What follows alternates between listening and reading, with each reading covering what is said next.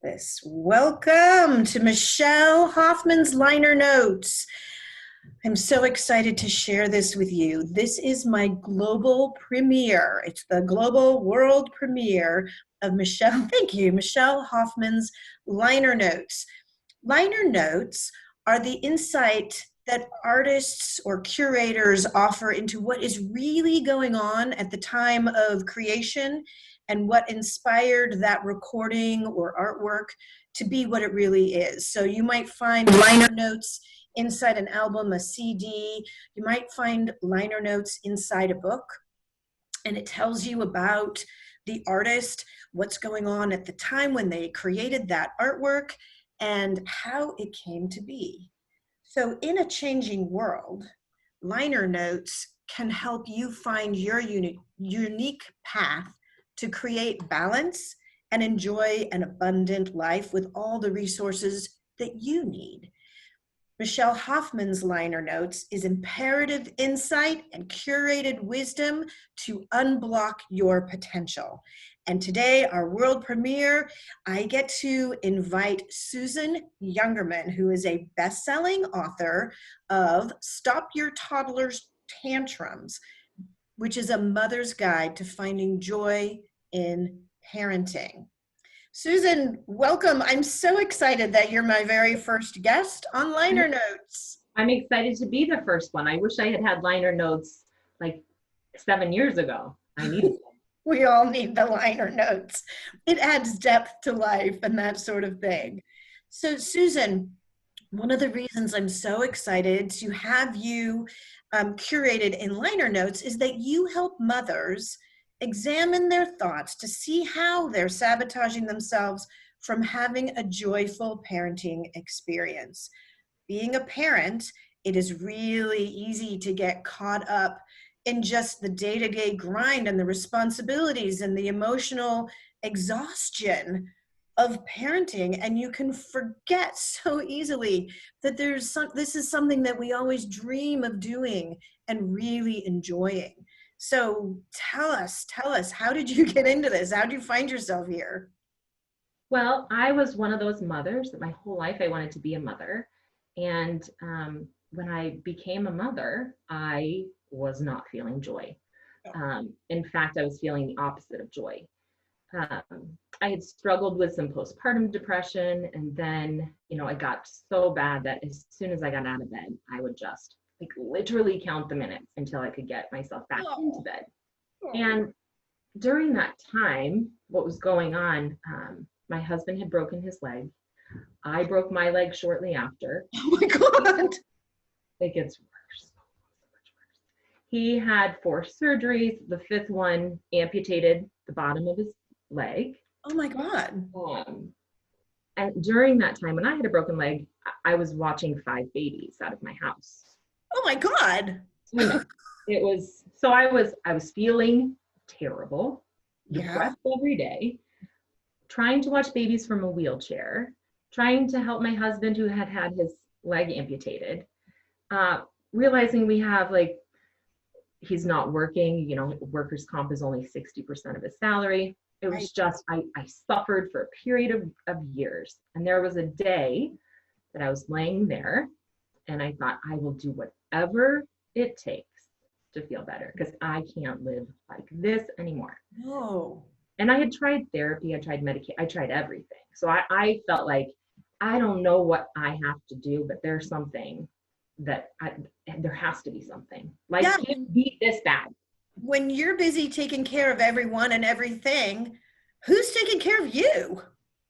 And that's the thing, that's what was so tough, is because he would have a surgery, I would have a surgery, we'd both be in wheelchairs. It's overwhelming. And we had 2 young children. We had a 3-year-old and a 5-year-old. So trying to just get them a drink of water, when they're or unloading the dishwasher, it was super tough. It is super tough. And when you've got children, especially when they're young, they can't always express what they need. And what they need is someone to be available to understand them in a way that they don't need to communicate and articulate. But you needed to be there for not only yourself, hello, and your husband, oh my goodness. And you were saying 2 children, but somehow you said 5. So were there 3 other? I was watching children out of my house. So Okay. I had 5 babies that I watched, plus my children. So, some of them would go to preschool, some of them were part-time. But, there were days like they would just scream at me. I had no freedom, no laughter, no joy. And I was like, why did I want to be a mother? Like, this is so heavy. Right. And the whole thing about this is that we have one precious life to live. And you made the decision with your husband to say, let's bring joy into the world and invite children in through us as well. You clearly have a love for people, even people who can't articulate their needs, i.e., children. So you were inviting 3 others in for you to caretake and watch and help blossom and grow. But it wasn't fun anymore. In fact, it was draining you to the point where, it sounds like it was sucking the life out of you. It was. And as a mother, you don't want to, you have these thoughts that go through your head. Oh, across the street, she has it together. Like, she has clothes on to get the mail. Like, oh, look at them. Like, she, Things. yeah. And, I would have crazy hair. I went to the school drop-off line. I had, all of these children with car seats. My golden retriever jumps out of the car, and I don't have a bra on. I have pajamas on. My hair's crazy. That's the mother I was at that time. Just for the record, can I just say I really appreciated moms like that, because then the bar wasn't set so high. So, the mommy who would show up to the bus stop in the pajamas and thank you. I don't know how her hair was always perfect. Her husband was a brain surgeon, literally. And she said he would cut her hair. I'm like, geez, you a surgeon to cut your hair? But, even though she showed up in pajamas and she had 3 kids, she would show up to the bus stop in pajamas. I'd just be like, and thank you. For sure. It was really hard to get a cup of coffee some days. And I mean, that's just it. It's like, so you're looking at everyone else thinking everyone else has it together. And by the way, everyone thinks everyone else has it together. I have this idea that there's this cute little monster just outside our head. And one of my clients calls it phobu because it's a phobia of his. And it's really this cute little monster that tells us about what we think other people are thinking. And it's fine as long as you don't change your behavior based on that, or you don't think that you're doing the wrong things based on that. So here you are, you're totally overwhelmed. You realize the situation that you've put yourself in, boy, you didn't ask for a lot of that. And you're like, I want to find joy, not only in my life, but in parenting and taking care of other people, rather than sabotaging yourself from this beautiful life gift of the parenting experience. So what changed? Well, I wasn't that clear. You just said it like that is what I had wished for. Sure. But I was just wishing to, when I woke up, not dread the entire minute and then the next minute, because it makes the day like a month. So I was really just looking for a bit of relief, because I knew there was something inside me that knew that life was special, even though it appeared to not be. If mundane, you die, you're done. If you didn't live your life well, you go to hell. If you didn't, you went to heaven. Like, that was no. So I knew there was something beyond that. Right. And I felt like I needed to give myself at least try a different way. And so I said, I'm going to meditate every day for 30 minutes, regardless. It's a laying down activity. All I want to do is lay down. And this way I can say something. Yeah. Something I can do. I'm busy. Although with 5 kids around and a husband who's surgery and amputation, and you with surgery, lying down for 30 minutes can actually be a challenge as well. So you made the choice. I made the choice to meditate, and then I would stretch every day, just kind of not even on purpose, just because my body, I had aches and pains. That when I broke my leg, it was my 10th fracture. So I have had so many that and I was overweight because I was so depressed, and I had broken legs. And before that, when I was pregnant, I broke both of my feet at the same time. Like I just was constantly aching. So I just like inherently started stretching. And then the more time went on, I just little by little, and I didn't notice it for a super long time, little by little started to feel better. And then at least there was some joy coming back to life. And then when joy came back to life, then I kind of understood that I wasn't even that person that was laying on the floor. And, I started living a life that I am feeling meant for, and not a life of depression, which is hard to get out of. Right, right. So one of the things that I work with my clients about, I work personally with clients, parents who have lost a spouse, who need to figure out how to parent alone and have dreams of their own. And I'm back into the corporate world with my new book, The New Management Blueprint, that is just out. Thank you. It's just out on Amazon. And I help new and seasoned managers develop high-performing teams. And really a lot of this is clearing the challenges, because if you're in pain, you can't get your day-to-day stuff done. If you're scared, you can't learn. If you're worried and uncertain about your health or your future, you can't do your best work at work. So one of my superpowers is to help clear all of that so you can really be the best at what you want to be, both personally and professionally. That's amazing. And it sounds to me like you've reached that point, and I say, when the pain of the problem is greater than the action required to resolve it, you decide to take action. Yeah. So this is the point where the pain of the problem was greater than the action required to resolve it. And you started taking action by meditating.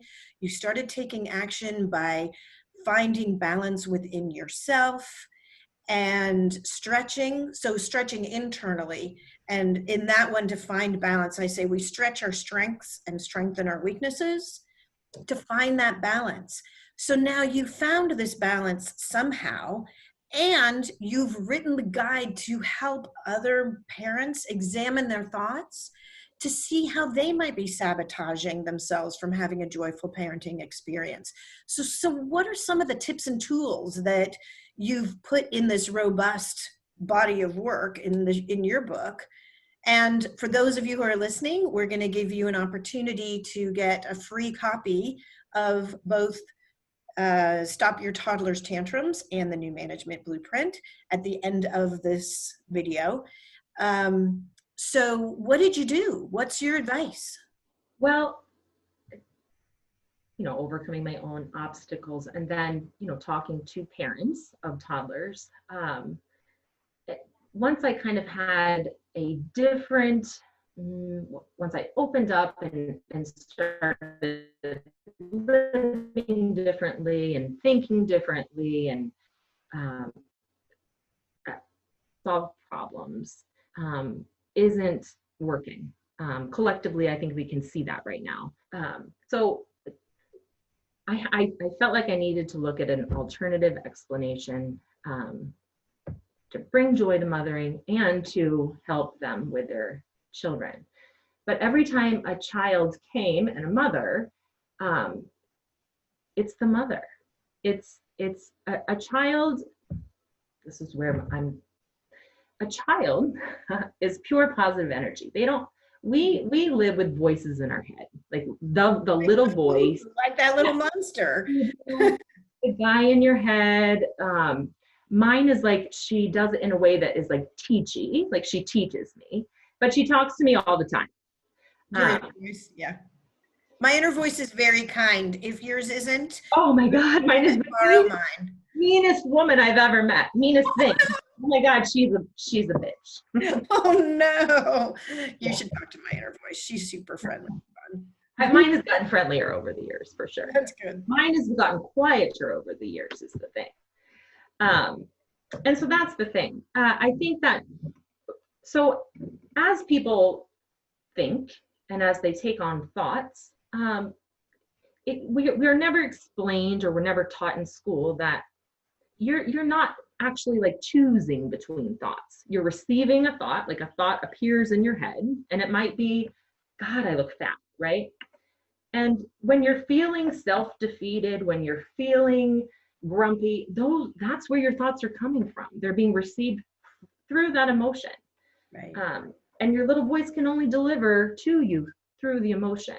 So I met the mothers, and they were at, something happens miraculous. We call it terrible twos. But if you think about it, what's happening to the mother during that time? Like before they could start saying some words and walking, you could still at least sit and have a cup of coffee because you had blockaded yourself in a room. Right. When they started talking and being able to go wherever they wanted and demanding things, a mother's freedom just goes away. And a toddler is saying to you, I don't have freedom. And all a toddler can do is reflect back to you, right, your emotional state. And so, I've kind of looked at it as looking in a mirror. And if I'm looking at the mirror and I'm seeing my reflection is the experience of life, right, and I want to change my hair, as a society, we are taught to hit the mirror and fix your hair. And it's not doing anything. I might be able to put some tape around the mirror so my hair changes, but it's not long lasting, loving change. right. But if you look at the reflection, if you look at who's looking in the mirror, your consequences are just an absolute reflection of your state of being. And I found that mothers, when they have children around too, they have that, oh my God, like no one ever helps me. I have to do everything myself. And what is your toddler saying? Like, I want you to help me, and I can't do what I want. And so when moms start to notice that and start to make that change, that's when we are beginning the path to taking the sabotage out of your life. Right. This is exquisitely observant on your part, because you're right. We are never taught to choose between the thoughts that are in our head. We take on these thoughts. We respond as if they're true because we don't question them. Right. Right. And then we correlate the reflection of our children or anything that's around us, when really it's all consequences of the reflection of what we are seeing. And when you can see that, I guess it's actually two-dimensional, because it's one thing to look in the mirror and see the reflection. It's a more advanced thought to look in the mirror and realize, as you were saying, you can't change the mirror. You can only change, you have to change what you can't really necessarily see. Oh, right. And we're taught to change the mirror. Like, I will change, I have to do something to control the circumstances. So I have to do something to control my reflection. But the thing is, I haven't done what I need to do in order to have the reflection I would like. And that is changing your inner, your how you feel. It's beautiful gift that you're sharing with people. That is, it's when you're overtired, exhausted, you haven't had enough sleep because you're responding and helping everyone. And I mean, you don't have the wherewithal to think this through. No, you think, I have to do everything. My husband isn't very supportive. I have to give the kids a bath every day. The house needs vacuuming. The lawn needs mowed. And like, here's the thing, thought by thought, where your attention goes, your energy goes. And thought by thought, you're pushing the gas pedal on whatever thought you practice the most. Right. And instead of creating a big vision and then having the incremental steps to achieve that goal, we're really just doing whatever is required that's right in front of it. Whoever's screaming the loudest will get the attention at that moment until you pass out.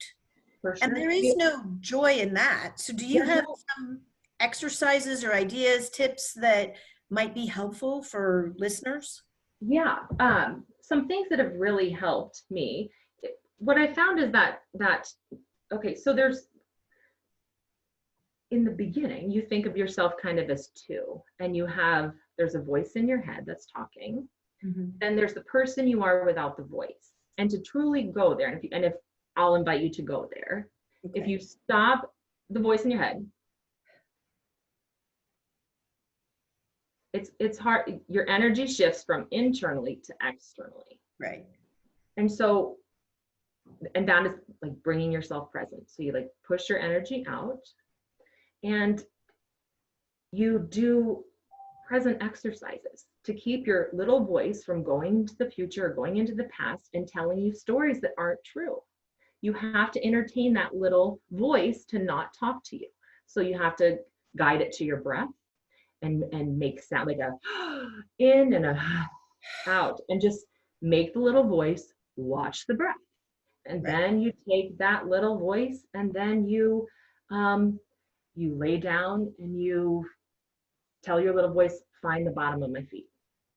And so you like, I'm just going to sit here for the next 60 seconds thinking about the bottom of my feet. And you can feel that awareness. If you think now about the bottom of your feet, there is something that you can't say what it is that acknowledges the bottom of your feet, that you can feel the bottom of your feet. Awareness. And so that awareness, starting to have that awareness, be aware of the little voice sabotager, and working together as a team, inviting that little sabotager to understand that actually they've been given Dorothy's ruby slippers. You just have to figure out how to use them. And combining your voice and your authentic self to manage this crazy world in a different way. So that's a beautiful way to get control in an out of control situation. Taking a deep breath is always the first step. It cools your brain. Yeah. It actually ignites your prefrontal cortex so that you can actually, think logically as well as listen to your gut intuition. And having that kind of awareness with such a simple tip, when the kids are screaming in public places and the dog goes running off and you're not dressed to be out in public because you just needed to get that one thing done and you don't have the nutrition that you need through the day because you've been helping everybody else. Right. Seriously, that is probably one of the best tips you could give. Do you want to give us another one or two while we have them? Yeah, I would like, I did an exercise the other day and I wanted to literally figure out, as you start this process, and some people call it spirituality. I try to stay away from the term because I feel like our society treats spirituality like a religion and everybody has, an opinion. And spirituality is really just questioning your thoughts and your beliefs and understanding who you are authentically. But so I was doing an exercise because I wanted to see what that little voice was telling me. Because, you say you become aware of your thoughts, but how long do you spend on what that little voice is telling you? So I had a piece of paper and I sat with it and I closed my eyes and I envisioned myself walking from my deck to my kitchen. And thoughts, and I closed and I became present in that, like acting like I was walking through. And I just want to read to you the amount. I couldn't even write fast enough to get everything that my voice wanted to say. It said, I see here on the couch, I should vacuum. Are those Olivia's shoes? Why doesn't she know better? I'm not good at mothering. The flowers look dry outside. Did it rain last night? There are weeds everywhere. I wish my yard looked nicer. My neighbors must hate me. They must think I'm trash. I wish my yard looked like I had a better garden. Scout is still outside. Is that Sam barking? Can't anyone hear Sam? They never respond. My children do nothing. Should they be doing more? Is Scout hot? Am I not a good mother because they should be doing more? Oh my God. I should bring him in. What time is it? Have the children eaten? Jackson is probably starving. I wonder if he's sleeping. He shouldn't be sleeping so late. Maybe it's my mothering. And so these are thoughts Oh my God. that my little voice if I don't stop and become aware and pick a deliberate thought like, Right. I'm a great mother. Instead, I'm putting energy into all of these little tiny subcategories. And when they get enough energy, they pop into your life. So Yeah. it's like, until you write it down and really see thought by thought, you are creating your life. And it's like, do I want to sit here on the couch? No. So stop looking for it. Should I vacuum? Who cares? Don't like, I have the little voice and I have made a pact that unless it has something nice to say, it cannot say anything. It doesn't always work because, man, your thoughts just go. I would ask you, where are your Wonder Woman cuffs and shield? You can't please everybody all the time. Oh my God, this is mild. I Yeah. told you, my little voice is a. Yeah, she's busy and she's got you doing so much. And you got So to, much more that wouldn't even manifest if I didn't have the little thoughts about them. Like, right. I wouldn't have to vacuum if I didn't put energy into, I should vacuum. I should walk around like my carpet looks so clean. Yeah. But my little voice never tells me that. So professionally, what we would do in that situation to find focus in chaos is to project manage and prioritize what needs to get done. Yeah. But when you're a parent and you're overwhelmed and overworked and exhausted, it's really hard to figure out where do I begin? And you really, it's like, can somebody else do this for me? Because how do you know? Because so often, if we're not listening to the wiser, higher energy in that to go these, and journaling to figure out what needs to get done, or taking the 30 minutes to meditate or stretch, or even taking the one moment to take a deep breath and build awareness. So many things could happen that snowball in the wrong direction. So what happens, or how, what could happen if you listen to all those little voices in your head and you don't take the time for yourself? What kind of obstacles do people run into? Well, from personal experience, like in my own life, the obstacles that I hit when I felt so bad, I had a broken leg. My husband had a broken leg. We had no money because everybody wasn't working. Everybody needed me all the time. And what I was saying to myself, what I was thinking is, nobody cares about me. Nobody helps me. I have to do this by myself. Everybody's screaming all the time. That's the little voice in my head, and that is the life I created with that little guy because I did not take the time enough to calm yourself, bring yourself to the present, so the little voice doesn't have a voice. When you were aware, when we did that exercise and we became aware, when you're aware and present, it's impossible to have a thought because you're busy, like you're aware. Like if I'm looking at the clouds in the sky, you can't have a thought. And so it slows the momentum on those terrible thoughts by opening up that flow. Let me ask you this. I know that my clients know there's like the light switch goes on. They know to reach out to me when in their company, like a business owner would reach out to me if there's too much turnover and they're trying to figure out why. They might come to me when there's been, companies they're known to wait too long to reach out to somebody like me in management consulting who can actually build and develop high performing teams so that the momentum is maintained to hit the revenue goals every single quarter. For sure.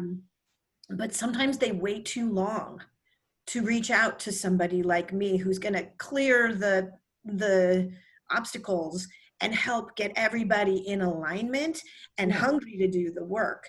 So how does an exhausted, overwhelmed parent who's just like, ugh, how do they know that it's time? There's a trigger that says they can now reach out to you and get the help they need. What is that trigger and how do they find? I keep jumping over you. I'm sorry. When you get to being a mother is so important because everybody needs things from you. And if you're at the point where you can't take care of yourself and can't take a shower and can't go on a walk and exercise your own body and quiet your mind, you should seek help. It's a hard life through your mind, busy all in life, and don't take, you lift your state of being, and your consequences change. So if you're at the point where you just can't stand yourself anymore, and parenting is more work than joy, I really do encourage you to, contact me. Go to my website, firstmoms.com. I would love to just chat with you and give you more tricks and tips, give you a copy of my book. It is so important as a mother because we don't take enough time for ourselves. And mothers, I feel like, drive this world in the real world. It's the most important job in the world. To continue our race, and our children are our future. So investing in yourself to be a joyful, well-balanced, content parent The who's best really, thing you can do for your children is to be a happy person, because then they take happiness as a priority, and happiness is where you create from. Otherwise, you create from sadness. Otherwise, you create from grief. right, So if parents aren't teaching children, do what it is to make you happy. Don't do what it is to make me happy. right. It's my responsibility.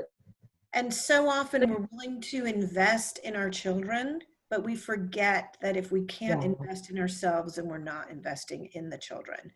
So the best way to get a copy of your book is to go to firstcomesmom.com, firstcomesmom.com.